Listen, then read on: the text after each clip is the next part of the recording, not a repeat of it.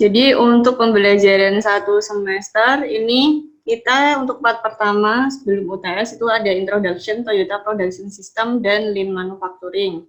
Kemudian ada Lean Manufacturing dan tata letak fasilitas, just in time, sistem Kanban, manajemen proyek, tapi ini manajemen proyeknya khusus untuk yang di sistem produksi. Kemudian bottleneck dan theory of constraint baru UTS. Setelah UTS kita ada Green Manufacturing System, Group Teknologi, Flexible Manufacturing System, dan SCM. Jadi ini cuma kayak opening ya SCM-nya karena nanti ada mata kuliahnya sendiri yang membahas tentang SCM. Kemudian baru UAS. Jadi untuk part 2 ini kita akan banyak untuk tugas kelompok. Jadi misal untuk Green Manufacturing System kita bahas dulu, habis itu besoknya kita baru ada kayak presentasi kelompok untuk menjelaskan antar kelompok tentang Green Manufacturing System, ada beberapa paper. Jadi untuk itu sampai yang fleksibel itu modelnya kayak gitu. Jadi ada presentasi kelompok. Kemudian di sini sebenarnya ada video. Saya kalau mau ngeplay takutnya keberatan nanti. Jadi silahkan kalian lihat untuk videonya, ini sudah saya share untuk linknya. Kemudian ini ada beberapa pertanyaan dari video terkait. Apa nggak apa-apa kalau saya putarin videonya? Berat nggak di kalian? Nggak apa-apa, Bu. Apa? Wis, coba ya. Ya, Bu. Coba dulu. Yang berat HP-nya kentang berarti. Saya HP Gus. HP ku mitoni Gus, HP ku. Gitu. Ya enggak apa-apa kan, penting speknya. Yang mudah sesuatu yang mati.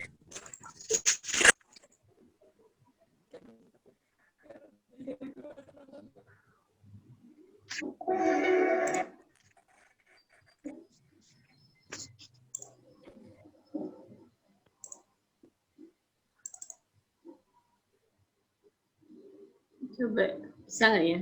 Kelihatan nggak? Toyota knows how to make cars. Does it so well, it became the first company to produce more than 10 million a year.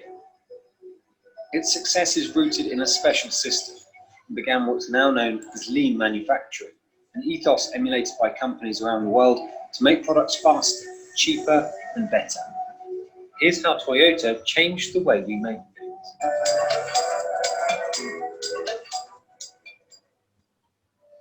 Following the Second World War, Japan was left in a precarious economic position. Steel and other metals are scarce. Already disadvantaged by lacking natural resources, materials were hard to come by. Companies had to be creative to compete. Toyota's founder, Tsukichi Toyoda, started a loom business, but it was his son Kichiro who founded the motor company in 1937.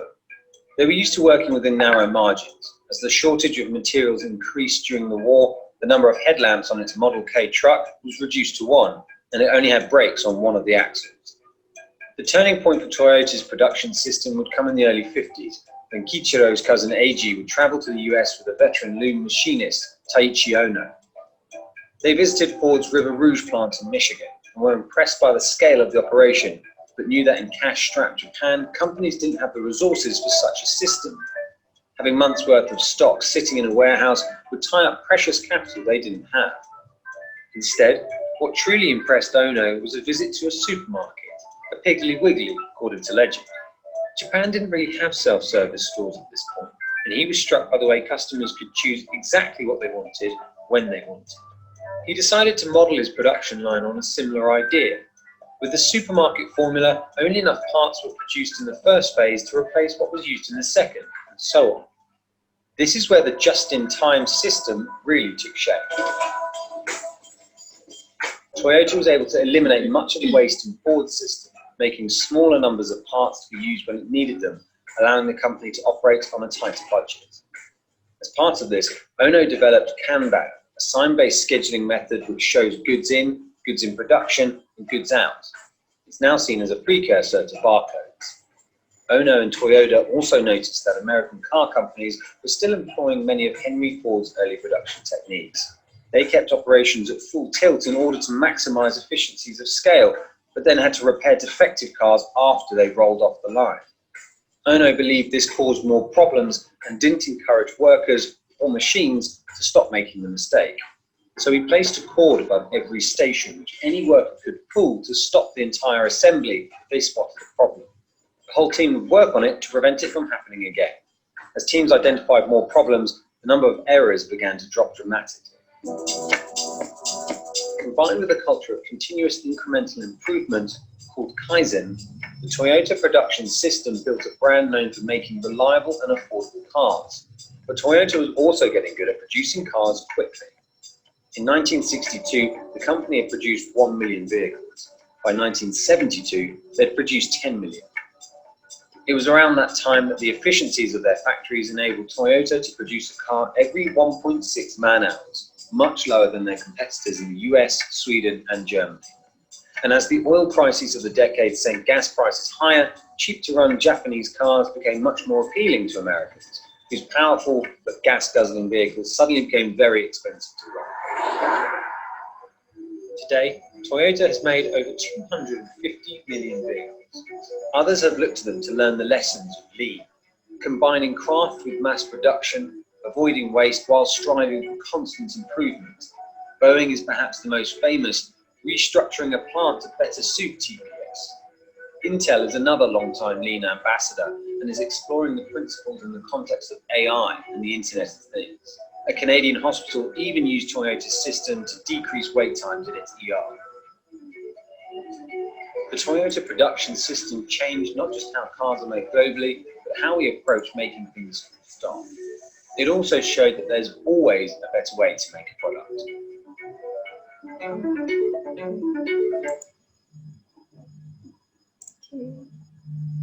Udah kelihatan tadi ya? Ya Bu, Kelihatan, kelihatan. Bu. Nah, dari video-video tadi, ini saya share PPT-nya lagi.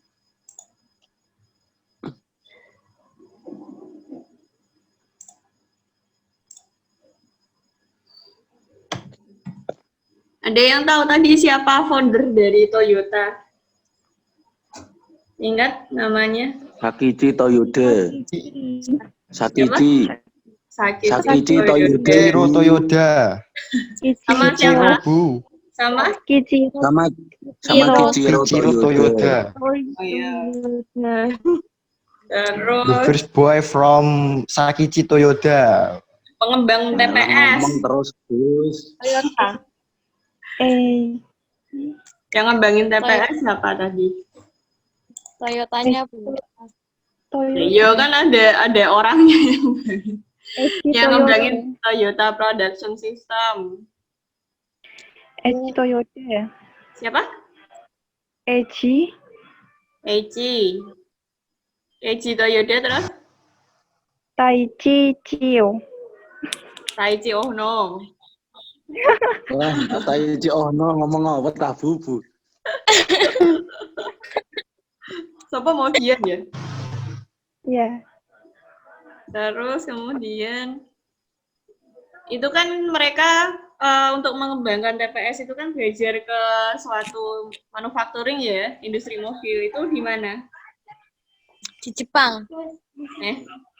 Untuk pembelajaran TPS-nya Kaizen. kan Kaizen itu kan metode. Yang di Kuroke itu tadi Bu. Mana? Yang tadi loh kan Ya. ada pas gambarnya si Eiji Toyoda sama Taichi Ohno tadi loh, dia belajar ke Ford. Hah? Ford. Kuroke atau apa? Iya, Ford. Jadi mereka itu belajar untuk mengembangkan TPS itu tuh dari Ford dulu. Kemudian sistem apa yang berubah atau dirubah?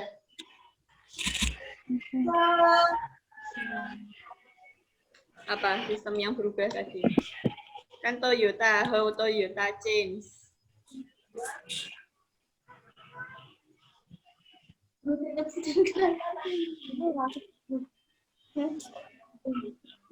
Apa yang dirubah?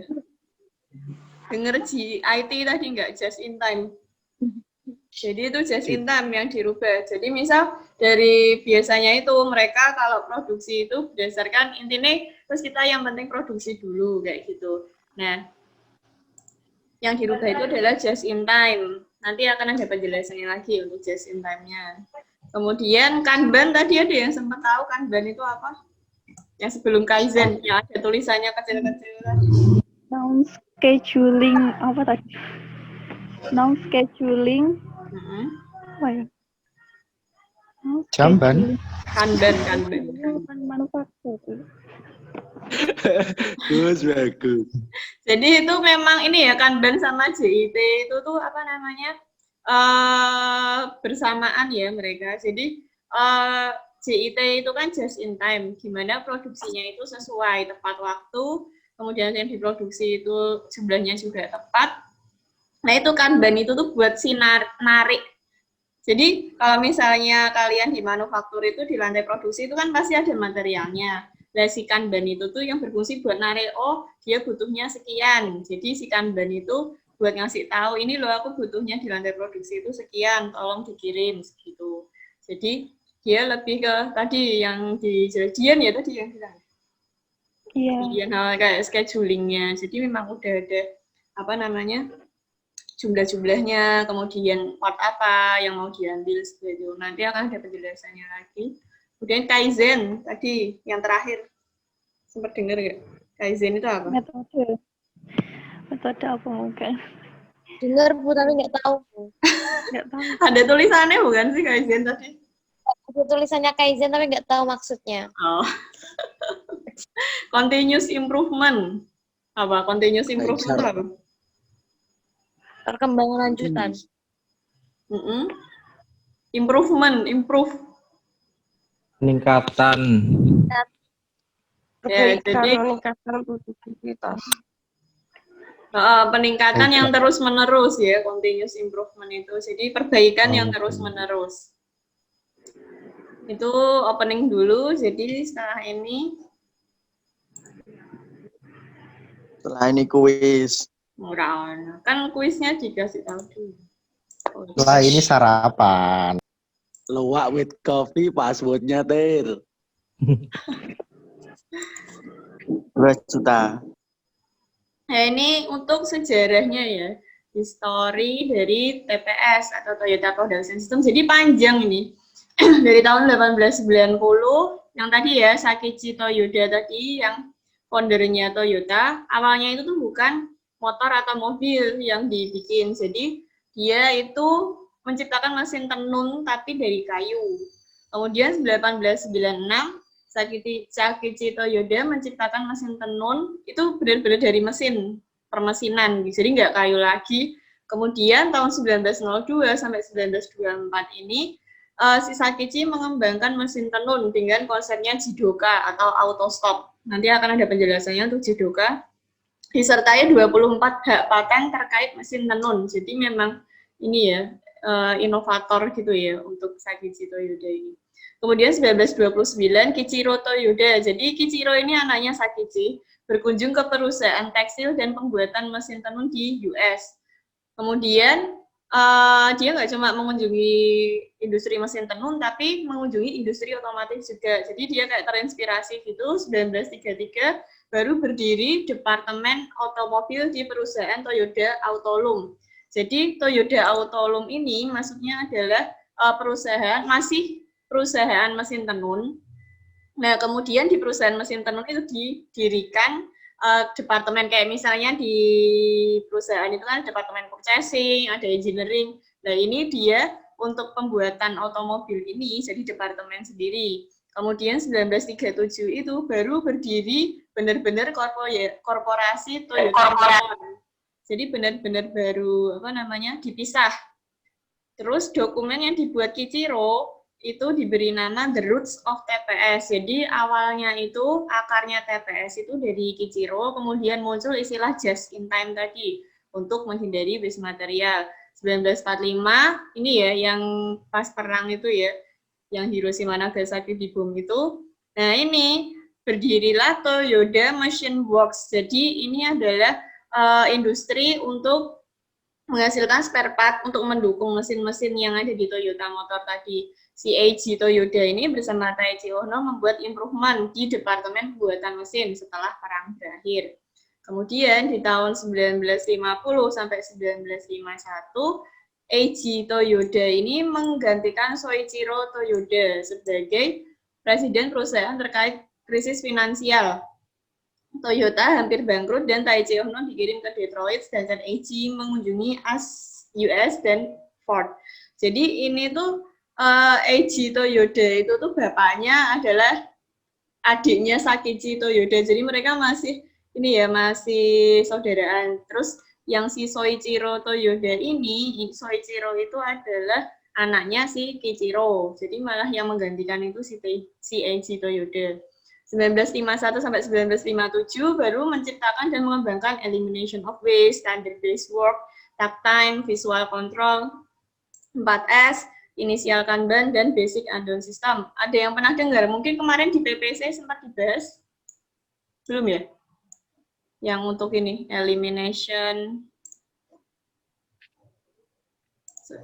Untuk yang ini, elimination waste, standard-based work, takt time, visual control, Kanban, sama basic unknown. Belum ya? Oke, kalau belum saya lanjutkan. Terus 1961 sampai 1962 ini fokus pada perbaikan produksi menggunakan TPS dan manufaktur, memperluas TQC, Total Quality Control, dan menerapkan pull system dan Kanban. Jadi tadi ya, yang sistem tarik, jadi si Kanban-nya itu narik. Kemudian standarisasi tooling, cutting, dan lain-lain, penerapan single minute of die axis, nanti juga ada penjelasannya. Kemudian 1973, pertama kali sistem Toyota terkenal dengan Toyota Production System. Jadi sepanjang itu perjalanannya baru di 1973 itu baru dikenal dengan TPS, dan 1978 ini baru pertama kali dibuat bukunya. Jadi ini selama itu, nah ini 30 tahun pengembangan TPS dari 1945 sampai 1975. Jadi pengembangan metode itu sepanjang itu. 30 tahun development. Ini nanti kalau kalian baca bisa dilihat untuk poin-poinnya. Kalau yang saya buat tadi cuma ringkasan ya. Nah, ini kebetulan ada yang lebih detailnya. Nah, di sini ada Principle of TPS dan Toyota Way 2001. Jadi di sini dipisah.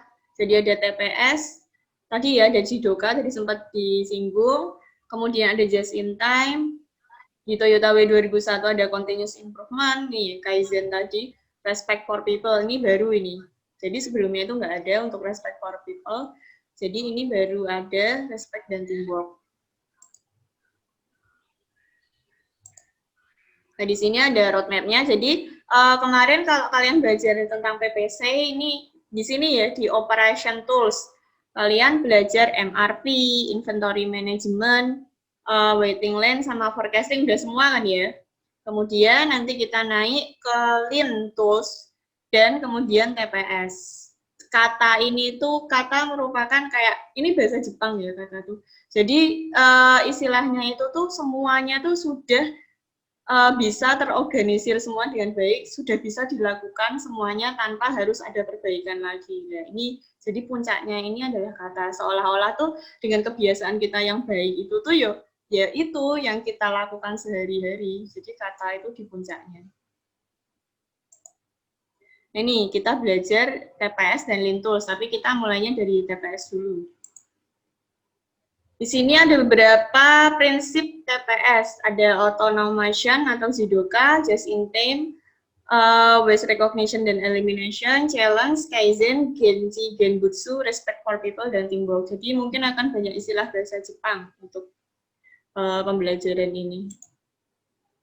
Di sini ada automation atau Jidoka, jadi otomatisasi, tapi kalau Jidoka ini lebih ke orangnya, manusianya. Dasar filosofi Jidoka adalah semua individu bertanggung jawab atas layanan yang mereka berikan. Istilahnya adalah mereka itu bertanggung jawab atas pekerjaan mereka. Jadi misal kalau misalnya kalian di line produksi, kalian jadi operator, yaitu pekerjaan kalian harus bertanggung jawab. Mau itu defect atau mau itu bagus, itu adalah tanggung jawab kalian. Kemudian otomatisasi Jidoka lebih berdasar pada otomatisasi pikiran manusia, yaitu kendali otomatis atas cacat. Jadi memang kalau misalnya ini tuh karena dari manusianya ya, jadi begitu tahu kalau ada cacat atau defek, dia itu langsung otomatis, oh ya ini ada cacat atau defek, aku harus bagaimana. Nah nih, Jidoka dapat digunakan pada proses mesin maupun manual. Jadi kalau misalnya dulu di tempat saya itu, yang perusahaan kabel itu, jadi mereka itu manual, nginput satu-satu kabelnya itu ke dalam sirkuit. Jadi yang merah misal di sirkuit nomor 1, yang biru di sirkuit nomor 2. Jadi seperti itu masih manual ya, masih pakai tangan. Jadi di mesin pun juga bisa, manual juga bisa. Di sini Jidoka dikenal dengan error free production. Jadi jangan sampai di produksi itu ada errornya. Jadi harus bebas dari error atau defect atau cacat. Prinsip kerja Jidoka. Jadi yang pertama, deteksi hal abnormal atau kelainan atau cacat, detect the abnormality. Jadi misalnya kalau di misal perusahaan motor gitu ya, bikin apa biasanya piston misal. Jadi bikin pistonnya itu ternyata ada yang gumpil gitu ketika ada QC pemeriksaan. Wah, ada yang gumpil nih. Jadi dia udah bisa untuk mendetek abnormality. Kemudian hentikan saluran atau mesin, stopping the line. Nah, Jidoka itu tadi ya, yang stop the line itu. Kemudian di stop tuh karena biar defeknya itu nggak berlanjut. Kan kita nggak tahu apakah part si piston itu cuma satu aja itu yang gumpil, atau sebelumnya ada, atau setelahnya juga ada, kan kita nggak tahu. Jadi inilah maksud dari menghentikan. Jadi biar tahu dulu apakah yang cacat itu hanya itu, atau sebelum dan setelahnya itu juga ada yang cacat. Kemudian, selidiki penyebab cacat. Teamwork to find the root cause. Jadi, untuk menyelidiki penyebab cacat, biasanya itu dapat bantuan dari yang lain.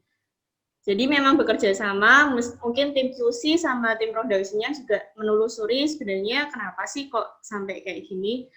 Setelahnya adalah tindakan korektif untuk mencegah kerusakan serupa, jadi di-remove.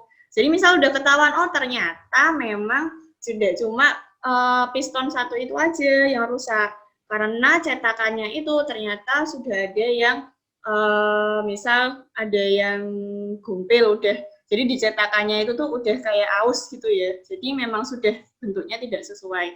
Nah ini makanya ada tindakan korektif untuk mencegah kerusakan serupa biar next production-nya itu tidak cacat lagi. Setelah itu hubungi atasan atau call the supervisor. Jadi ini meskipun permasalahannya itu sudah terselesaikan, supervisor itu harus tahu, Pak, misal ini tadi pistonnya itu ternyata untuk yang part nomor sekian dia tadi cacat, terus sudah ditemukan root cause-nya begini. Jadi mau itu belum terselesaikan, mau sudah, itu biasanya memang harus memberitahu untuk supervisor. Jadi biar bisa istilahnya itu tercatat gitu loh untuk cacatnya, terus kemudian untuk penanggulangannya itu biasanya tercatat semua.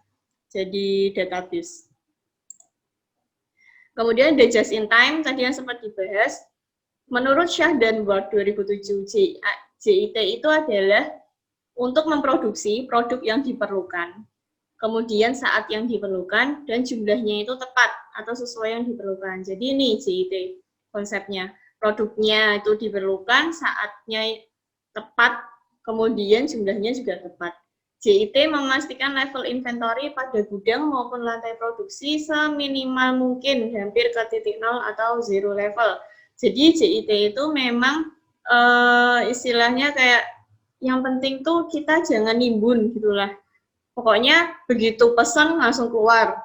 Begitu pesan material langsung keluar dipakai, begitu pesan material langsung keluar dipakai. Jadi kayak gitu. Prinsip kerja JIT membuat kesepakatan dengan vendor terkait pembelian dengan jumlah kecil sesuai produksi. Nah ini ya, jadi penting kesepakatan dengan vendor karena kadang kan biasanya kalau orang beli itu kan biar hemat ongkos kirim gitu kan.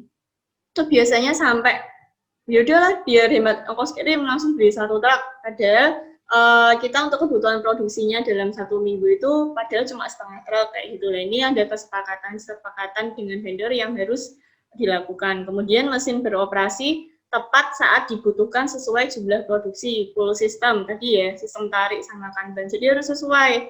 Misal harusnya cuma butuh 10 untuk minggu ini, terus minggu besok itu butuhnya 11, ya udah minggu ini ya yang dibuka hanya 10, minggu depan baru dibuka 11. Kemudian kontrol inventory secara berkala untuk mengurangi persediaan hingga ke level 1 atau 2 hari penyimpanan. Nah ini, pokoknya JIT itu konsepnya jangan sampai nimbun terlalu banyak barang di gudang, kayak gitu. Di sini ada waste. Waste itu apa waste? Waste. Pernah dengar kan masih di PPC ada? Udah dibahas waste. Map di iPhone, waste. Apa? Waze. Waze kan? Bukan waze ya, waste. Pemborosan. Ya, pemborosan. Jadi kayak istilahnya nyampah lah kalau waste itu. Jadi pemborosan. Jadi makanya di sini waste ini bahasa Jepangnya ya, muda. Waste adalah aktivitas yang menambah biaya. Jadi dia butuh cost tapi tidak memiliki nilai tambah lebih. Jadi memang yaitu yang dikatakan tadi pemborosan itu karena memang udah cost-nya nambah tapi nggak ada nilai tambah apa-apa. Kemudian minimasi waste menghilangkan seluruh aktivitas yang tidak memiliki nilai tambah maupun keselamatan dan memaksimalkan penggunaan sumber daya langka, modal manusia tanah. Itu tadi ya. Jadi jangan sampai kita menghambur-hamburkan modal. Kemudian ternyata nggak menambah, nggak ada nilainya, nggak ada nilai tambahnya. Kemudian manusia juga kebutuhannya itu sebenarnya kita tuh cuma butuh tenaga kerja tuh 5 kok. Lah ini kenapa yang diterima 7 lah kayak gitu. Kemudian ini ada tanah juga, jadi memang harus memanfaatkan tanah. Misal gudang tadi ya JIT. Jadi kalau misalnya kita JIT itu kita tidak perlu sampai gudang itu yang terlalu besar atau terlalu banyak. Nah itu. Kemudian semua sumber waste harus dideteksi dan dihancurkan, dan waste produksi dapat dibagi menjadi 7 waste yang terkenal nih ya, Taichi Ohno tadi. Ada overproduction, ada waiting, ada transporting, too much machining atau overprocessing, inventories, moving atau motion, making defective parts dan product. Ini ada beberapa penjelasannya terkait waste. Nah, di sini ada 7 waste. Jadi ini ada waiting, menunggu ya. Jadi nggak ada harusnya untuk menunggu tooling atau supply material atau part. Nah, kita waiting itu termasuk waste karena itu menghabiskan waktu ya. Misal nih di lantai produksi itu padahal harusnya materialnya itu cukup untuk 1 hari. Tapi ternyata entah kesalahan supply atau apa, ternyata materialnya itu jam 3, padahal jam 4 selesai ya, biasanya untuk proses produksi. Jam 3 itu tiba-tiba habis, padahal masih ada 1 jam untuk produksi. Nah, kayak gitu, harus menunggu material datang dulu. Kemudian kalau mesin rusak, harus menunggu toolingnya diganti, atau apa, kayak gitu. Kemudian, correction, repair, or rework. Nah, ini kalau ada cacat ini. Jadi, jangan sampai pekerjaan kita itu ada yang cacat. Karena kalau ada repair atau rework itu menghabiskan waktu. Kemudian motion. Jadi kayak ini sebenarnya memang mungkin ada kata-katanya yang berbeda, tapi untuk penjelasannya sama ya. Kayak waiting, transporting. Nah ini making defective part and product ini tadi. Ini correction masuknya. Jadi sebenarnya istilahnya hampir sama. Kemudian motion, any waste motion atau pick up parts or start parts. Jadi jangan sampai ada gerakan tambahan. Gerakan tambahan itu misal partnya itu tuh makanya gimana, kan kalian juga belajar ergonomi kan ya. Partnya itu sesuai dengan jangkauan tangan kita gitu loh. Kalau misalnya kita terlalu banyak motion itu juga maksudnya waste karena menghabiskan waktu. Misal harusnya part-part kita tuh di depan kita itu tuh udah cukup gitu loh. Tapi karena belum didesain ulang itu ada tempat part yang diletakkan itu agak jauh sama kita, jadi kita harus berjalan. Nah itu kayak gitu. Kemudian overproduction, producing more than is needed before it's needed.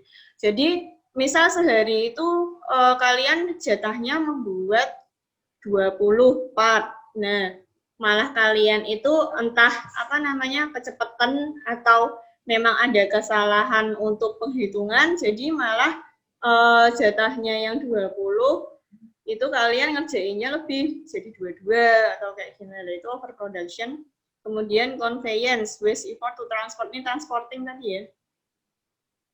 To transport material, part or finished good into or out of storage or between process. Nah ini, jadi transportasi itu dia benar-benar berpindah tempat.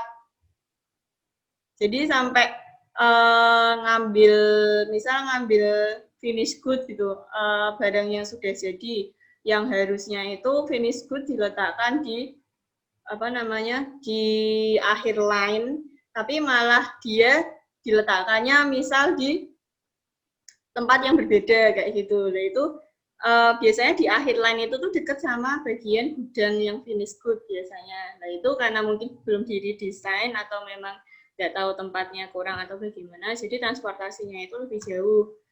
Misal malah agak jauh sama pintu untuk yang finish good tadi. Kemudian inventory, maintaining excess inventory of raw materials, parts in process or finished good.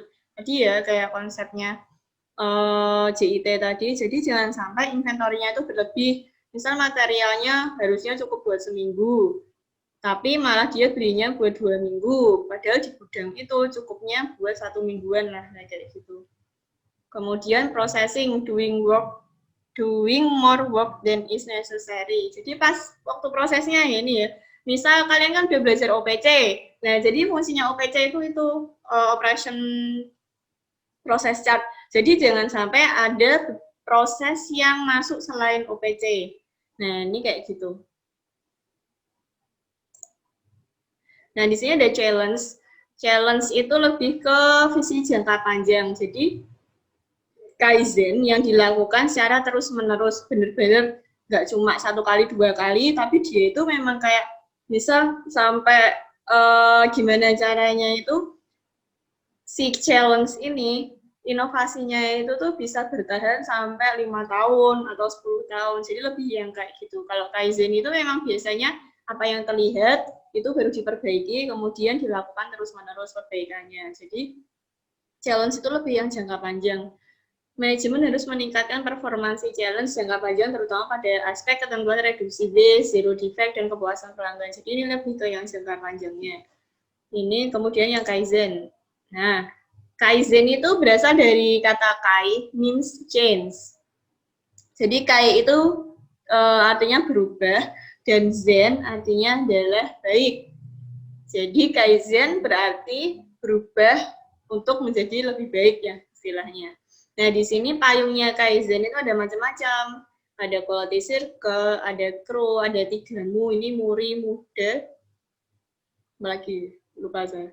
Ada 3mu ini, kemudian brainstorming, genji, genbutsu, nemawashi, ini banyak banget. Jadi nanti kalau misalnya kalian mau penasaran satu-satu bisa dicari, ini banyak sih papernya yang bahas. Kemudian, nah di sini Kaizen. Kaizen itu adalah continuous improvement. Jadi yang pertama kita harus mengidentifikasi dulu peluang. Peluang ini ada nih peluang buat diperbaiki karena misal proses ini itu kayak terlalu lama gitu. Jadi bisa menganalisis prosesnya sebenarnya apa yang perlu diperbaiki. Kemudian develop an optimal solution, mengembangkan solusi optimalnya. Terus implement the solution, setelah dikembangkan maka diimplementasikan solusinya tadi. Terus gimana hasilnya? Dipelajari lah hasilnya. Kalau misalnya memang bagus, ya udah berarti distandarisasi aja solusinya. Nanti dibuatkan SOP dan sebagainya. Kemudian rencanakan untuk kedepannya. Nah ini mau gimana nih? Apa Kaizennya mau dipakai terus? Apa mau ada perubahan lagi? Jadi kayak gitu. Kaizen versus innovation. Kaizen memiliki efek jangka panjang dan dapat melipat gandakan keuntungan. Kalau innovation memiliki efek yang hilang dalam waktu singkat. Ada yang bisa ngasih contoh inovasi yang memiliki efek yang hilang dalam waktu singkat. Kayaknya ini lagi banyak ini. Karena kemarin itu biasanya makanan ya. Jadi ada inovasi, efeknya hilang dalam waktu yang singkat. Ada nggak yang kayak gitu? Tiba-tiba hilang. Yang awalnya booming banget, terus tiba-tiba udah nggak ada lagi yang jual. Ada? Itu Bu, contohnya sirup parijoto nanti lama-lama juga hilang Bu. Jodoh ngece loh yo. Kan itu memang belum diperjualbelikan kan itu. Iya Bu, belum Bu. Ya makanya. Loh, ngono kuwi harus didukung toh teraki. Lama nggak ada peminatnya. Ayo, ya. Apa? Untuk contohnya inovasi yang memiliki efek yang hilang. HP Bu. Dalgona, Bu. HP. Dalgona coffee. Dalgona. HP. HP apa? Kalau udah lama kan nggak.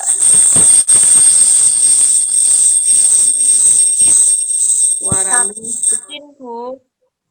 ya. Bawa TikTok, Bu. Bawa TikTok. Klakson, Bu. Bawa TikTok. Klakson, Bu. Hah? Platform? Itu yang Om Telolet, Om. Saya malah nggak tahu itu apa ya. Telolet. Oh, itu kan lebih ke ini ya. Kan inovasi itu lebih ke produk ya.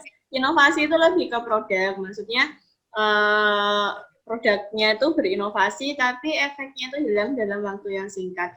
Pernah dengar ini nggak yang bubur instan itu? Kenapa mie instan lebih long last daripada bubur instan? Nama orang Indonesia itu Lebih enak Indomie soalnya, Bu. Karena bubur instan tidak ada inovasinya Bu. Gimana?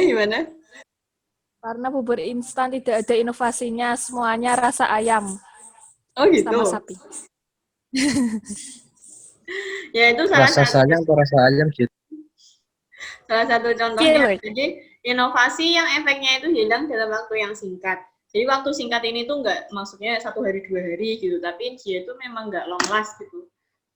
Makanya gimana sih caranya kayak tadi ya challenge tadi ya bikin kayak Indomie. Jadi sampai berpuluh-puluh tahun itu tuh masih orang tuh suka gitu. Jadi beda sama yang bubur tadi hanya berapa tahun ya itu bertahan.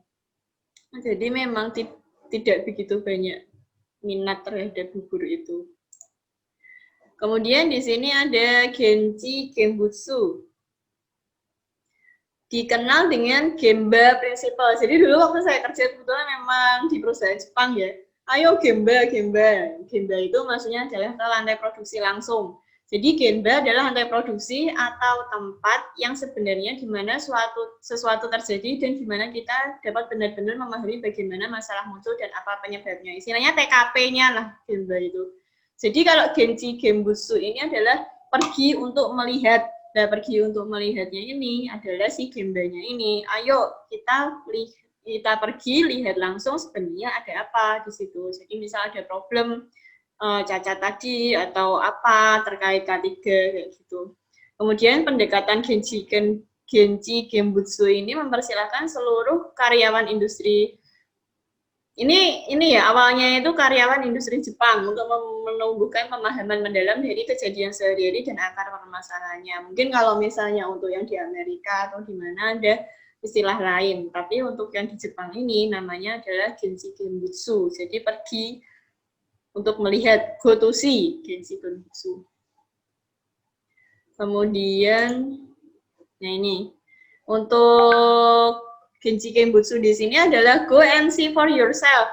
Ayo pergi dan kita lihat langsung diri kita sendiri. Kemudian obtain aktual data. Kita kumpulkan aktual datanya. Misal tadi ada defect, berarti data apa aja yang terkait defect tadi. Misal nomor partnya, defectnya apa, kemudian misal udah ketemu root cause-nya. Biasanya ada ini ya, WW analysis kalau kalian udah belajar. Kemudian ada improve change of a better solution. Jadi harus diimprove better solution-nya itu apa, solusi yang baik untuk permasalahan yang kita temukan itu apa. Jadi bisa langsung saat itu juga. Kemudian ada ini ya yang baru, ada respect for people. Jadi ada respect sama teamwork. Ohno membagi aspek rasa hormat kepada manusia menjadi respect dan teamwork. Penting bahwa setiap orang dihormati atas apa yang mereka kontribusikan, yang mencakup gagasan dan budaya, serta kepercayaan pribadi setiap orang. Jadi ini lebih ke menghargai tim kita, menghargai orang-orang. Jadi misal, kadang ini ya, kalau di kerjaan ya, maklum ya, kalau kalian udah kerja itu, kadang misal ada nih orang yang sebenarnya orangnya tuh pintar banget, inovatif banget, tapi karena nggak tahu, mungkin nggak disukai apa gimana, jadinya kayak semua sarannya itu tuh nggak kepakai gitu. Nah itu tidak boleh seperti itu. Jadi kita harus menampung saran-saran, kemudian kita harus menghargai saran-saran orang, kontribusi orang, jangan sampai ada yang terkecil kayak itu. Nah ini bagusnya untuk yang Jepang di situ, respect dan teamwork. Jadi kita harus menghargai gagasan sama kontribusi setiap orang. Single worker dan tim harus didorong untuk menyelesaikan masalah tanpa takut berpotensi menghentikan jalur atau mesin. Jadi harus berani. Oh ini di sini ada defect kayak gitu, kayak tadi yang di Jidoka tadi. Jadi harus berani, nggak yang takut-takut ternyata nanti satu bits itu salah semua lah kayak gitu. Jangan sampai kayak gitu. Jadi kalau di Jepang itu memang mereka itu disiplin ya, lebih ke disiplin, tapi nggak pernah yang namanya marahin orang. Kalau dulu saya nggak pernah dimarahin, tapi harus disiplin. Jadi harus berani, kalau misalnya emang ini salah, bilang salah. Kalau emang ini benar, bilang benar. Jadi kayak gitu. Mereka itu lebih menghargai kedisiplinan dan kejujuran. Kayak gitu. Kemudian, through respect, we accept personal responsibility for what we do and build mutual trust and understanding with those around us. Jadi ini ya, dari Toyota Global Site 2017. Jadi melalui respect, kita itu akan menerima tanggung jawab personal untuk apa yang kita lakukan dan membangun mutual trust. Jadi membangun kepercayaan dan pengertian dari orang-orang yang sekitar kita. Nah, itu bagusnya itu tuh gimana kita benar-benar menghargai respect tadi ya, Tera ya, respect personal responsibility. Jadi kita harus menghargai kontribusi tiap-tiap orang kayak gitu. Kemudian